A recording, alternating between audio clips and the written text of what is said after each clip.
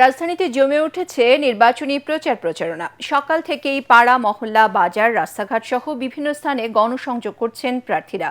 অভিযোগ পাল্টা অভিযোগে একদিকে যেমন সরগরম নির্বাচনের মাঠ, তেমনি ভোটারদের কাছেও তুলে ধরছেন নির্বাচনী প্রতিশ্রুতির রূপরেখা। জামিল হাসান শান্ত রিপোর্টে বিস্তারিত। নির্বাচনী প্রচারের সরগরম রাজধানীর বেশিরভাগ এলাকা। একে অন্যের বিরুদ্ধে অভিযোগ আর নানা প্রতিশ্রুতিতে চলছে গণসংযোগ। চেষ্টা করছেন ভোটারদের মাঝে নতুন প্রত্যাশা সৃষ্টির। সকাল থেকেই ঢাকা ১৩ আসনে প্রচারণা শুরু করেন বিএনপি প্রার্থী ববি হাজ্জাজ। এ সময় জুলাই যোদ্ধাদের নিয়ে র্যালি শেষে সাংবাদিকদের বলেন, নির্বাচন নিয়ে অরাজকতা কেউ করলে ছাড় দেবে না বিএনপি। যদি ১২ তারিখে কেউ ভোট পোলিং সেন্টার দখল করতে চায়, তাহলে তো নিশ্চয়ই আমরা চুপচাপ বসে থাকবো না।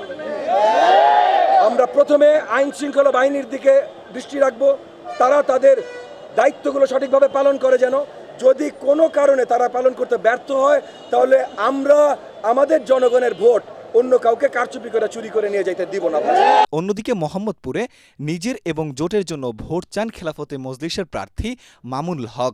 11 দলীয় যে দেশপ্রেমিক এবং ইসলামী জোট, এই জোটবদ্ধ হওয়ার কারণে মানুষের মধ্যে একটা বিপুল আগ্রহ আছে। আমার ব্যক্তিগত পরিচিতি, জোটের পরিচিতি এবং আমাদের সকলের সম্মিলিত প্রয়াস সবকিছু মিলিয়ে রিকশা খুব জোরে সোরে চলছে আলহামদুলিল্লাহ।